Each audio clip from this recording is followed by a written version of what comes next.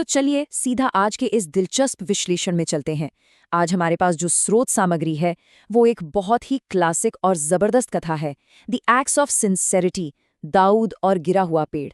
कहानी इतनी विजुअल है, इतनी शानदार है कि इसके हर एक सीन से एक बेहतरीन इस्लामिक स्टोरी 2D जनरेट की जा सकती है। सीरियसली, इसके हर एक पल में एक बहुत गहरा सबक छुपा है। तो बिना किसी देरी के चलिए इस कहानी के जरिए इंसानी इरादों और रूहानी ताकत की गहराइयों को करीब से समझते हैं। अब जरा इस सवाल पे गौर कीजिए, जब एक बिल्कुल आम इंसान का ईमान सीधे तौर पर शैतान की ताकत से टकराता है तो जीत आखिर किसकी होती है? आज की हमारी इस चर्चा का जो मेन थीम है ना, वो यही है। इस स्रोत सामग्री में कोई सुपर हीरो नहीं है, कोई जादुई ताकत वाला इंसान नहीं है, बल्कि एक बिल्कुल आम इंसान है। तो क्या होता है जब एक साधारण व्यक्ति की सच्ची आस्था बुराई की सबसे बड़ी ताकत से भिड़ जाती है? आइए देखते हैं। तो चलिए कहानी के पहले हिस्से की तरफ बढ़ते हैं, ईमान की पुकार। यहाँ हमारी मुलाकात होती है दाऊद से, जो एक बेहद नेक और सीधा साधा इंसान है। दाऊद की जिंदगी बिल्कुल आम सी है, छोटा सा घर, अपना परिवार और खेतीबाड़ी, बस जिंदगी सुकून से कट रही है। लेकिन एक सुबह सब कुछ बदल जाता है। उसे एक ऐसी खबर मिलती है जो उसे अंदर तक झकझोर देती है। पता चलता है कि पास की पहाड़ी के उस पार लोगों ने एक पुराने विशाल पीपल के पेड़ की पूजा करना शुरू कर दिया है। अब स्रोत सामग्री यहाँ एक बहुत ही खास बात बताती है। ये खबर सुनकर दाऊद के दिल में कोई नफरत नहीं जगी, नहीं, बल्कि अपने बनाने वाले, अपने अल्लाह के लिए एक सच्ची, बेहद पवित्र हिफाजत की भावना जाग उठी। उसे लगा कि ये तो बिल्कुल गलत हो रहा है। और दाऊद का जो संकल्प था ना, वाकई कमाल का था। जब उसकी पत्नी ने घबराकर पूछा कि भाई ये कुल्हाड़ी लेकर कहाँ जा रहे हो, तो दाऊद का जवाब एकदम साफ और बेखौफ था। वो पेड़ काटने जिसकी लोग पूजा कर रहे हैं। कोई हिचकिचाहट नहीं, कोई दूसरा विचार नहीं। वो बस अपनी पत्नी को छोड़ता है, कंधे पर कुल्हाड़ी रखता है और निकल पड़ता है। ये वो पल है जहां एक आम इंसान का पक्का इरादा उसे कुछ बहुत बड़ा करने के लिए प्रेरित कर देता है। अब आते हैं दूसरे हिस्से पर, इब्लीस का धोखा। पहाड़ी के रास्ते में एक बहुत ही तंग, संकरी सी गली आती है, जहां दाऊद के सामने अचानक एक रहस्यमयी बूढ़ा आदमी आ खड़ा होता है। यहाँ जो बात सबसे ज्यादा दिलचस्प है ना, वो ये है कि शैतान यानी इब्लीस काम कैसे करता है। वो कोई डरावना रूप लेकर सामने नहीं आता, बल्कि वो लॉजिक का इस्तेमाल करता है, तर्क देता है। वो दाऊद को भीड़ का डर दिखाता है, कहता है, अरे बेटा तुम अकेले क्या कर लोगे, वहां पूरी भीड़ है। वो बच्चों के भविष्य का वास्ता देता है। स्रोत सामग्री हमें साफ दिखाती है कि कैसे बुरे विचार अक्सर बहुत ही समझदारी और फिक्र का चोला पहनकर हमारे सामने आते हैं। लेकिन दाऊद का जवाब सुनिए। वो कहता है कि जो मेरे बस में है वो मैं करूंगा, बाकी अल्लाह पर। क्या बात है! सच्ची आस्था कभी भी नतीजों का हिसाब किताब नहीं लगाती, वो सिर्फ अपना फर्ज देखती है। दाऊद उन तर्कों के जाल में बिल्कुल नहीं फंसता, वो बस अपना कदम आगे बढ़ा देता है। अब शुरू होता है तीसरा हिस्सा, हक और बातिल की कुश्ती।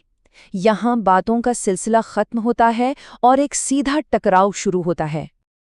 अचानक वो कमजोर सा दिखने वाला बूढ़ा आदमी एक बेहद ताकतवर नौजवान में बदल जाता है और दाऊद का रास्ता पूरी तरह रोक लेता है। अब दाऊद को समझ आ जाता है कि उसका सामना किसी इंसान से नहीं, बल्कि खुद इब्लीस से है। स्रोत सामग्री में इस पल को बहुत ही जबरदस्त और रोमांचक तरीके से बताया गया है। दोनों के बीच एक भयंकर कुश्ती शुरू हो जाती है। लेकिन सोचिए, दाऊद जो कि महज एक इंसान है, अपनी सच्ची नियत और बिस्मिल्लाह की ताकत से उस अलौकिक शक्ति को पछाड़ देता है और उसे सीधा जमीन पर पटक देता है। अब जब इब्लीस शारीरिक ताकत से हार जाता है तो वो अपना सबसे पुराना हथियार निकालता है, लालच। उसकी बेचैनी साफ नजर आने लगती है। वो पहले दाऊद को ऑफर देता है कि हर रात 2 सोने के सिक्के मिलेंगे, बात नहीं बनती तो 4 सिक्के, फिर 10 सिक्के। वो किसी भी तरह दुनियावी दौलत का लालच देकर दाऊद के ईमान को खरीदने की कोशिश कर रहा है। पर दाऊद इस प्रस्ताव को बेहद सख्ती से ठुकरा देता है। उसका जवाब होता है, अगर तू मुझे दुनिया भर का सोना भी दे देना तो भी मैं अल्लाह की नाराजगी मोल नहीं लूंगा। आखिरकार इब्लीस हार मान लेता है, लेकिन जाते जाते वो एक श्राप दे जाता है। वो कहता है कि दाऊद शारीरिक रूप से इतना कमजोर पड़ जाएगा कि वो उस पेड़ को कभी काट ही नहीं पाएगा। चलिए चौथे हिस्से की तरफ बढ़ते हैं, पेड़ का गिरना। सुबह के उस शांत सन्नाटे में दाऊद आखिरकार उस विशाल सजे धजे पेड़ के पास पहुंच ही जाता है।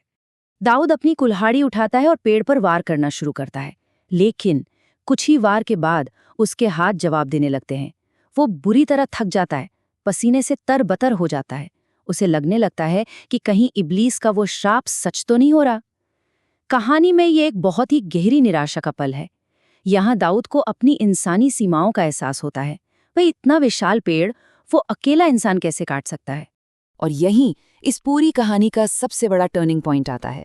दाऊद रुकता है, अपनी आंखें बंद करता है और वो ये समझ जाता है कि उसकी अपनी जो शारीरिक ताकत है ना, वो उसे सिर्फ थकावट की तरफ ले जा रही है।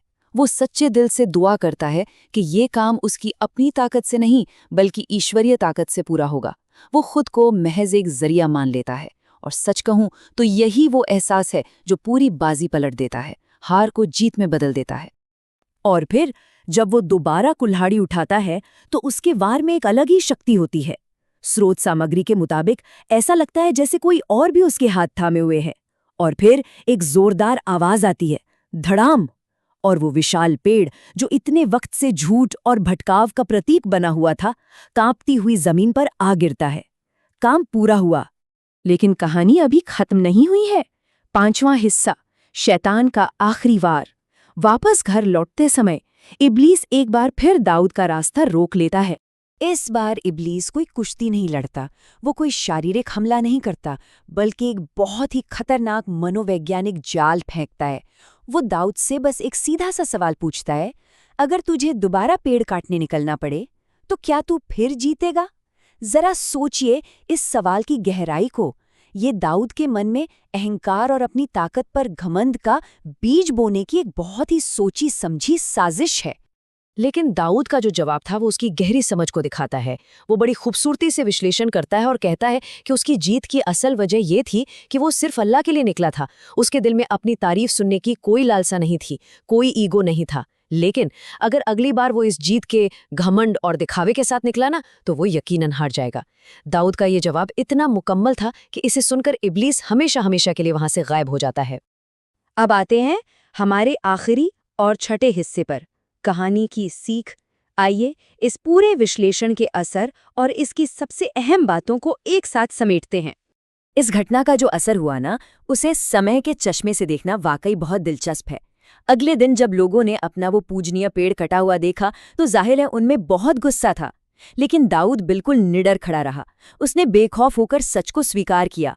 और कमाल की बात देखिए, उसका यही साहस कुछ लोगों को सोचने पर मजबूर कर गया। फिर कई साल बीत जाते हैं। दाऊद अब बूढ़ा हो चुका है और एक दिन उसके पास एक बहुत ही अप्रत्याशित मेहमान आता है। वो एक नौजवान था। वो आकर दाऊद को बताता है कि मेरे दादा उसी पेड़ की पूजा करते थे, लेकिन आपके उस साहस ने उनका दिल पूरी तरह बदल दिया था और उन्होंने अपनी बाकी की जिंदगी एक सच्ची आस्था के साथ गुजारी। ये पल वाकई इस कहानी का सबसे बड़ा भावनात्मक इनाम है।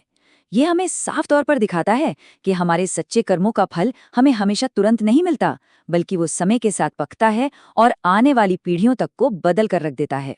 तो इस बेहतरीन स्रोत सामग्री के विश्लेषण से हम कुल मिलाकर 5 मुख्य बातें सीखते हैं। पहला, अपने अहंकार या ईगो से ऊपर हमेशा अपने पवित्र इरादों को रखना। दूसरा, बुरी ताकतों के तर्कों और उनके बिछाए जालों को समय रहते पहचानना। तीसरा, ये समझना कि जो आध्यात्मिक इनाम होते हैं ना, वो अक्सर देर से मिलते हैं पर मिलते जरूर हैं। चौथा, अपनी खुद की कमजोरियों को मानकर ईश्वरीय शक्ति पर पूरा भरोसा करना। और 5वां सबसे जरूरी, किसी भी सफलता के बाद आने वाले घमंड के खतरों से खुद को बचाए रखना।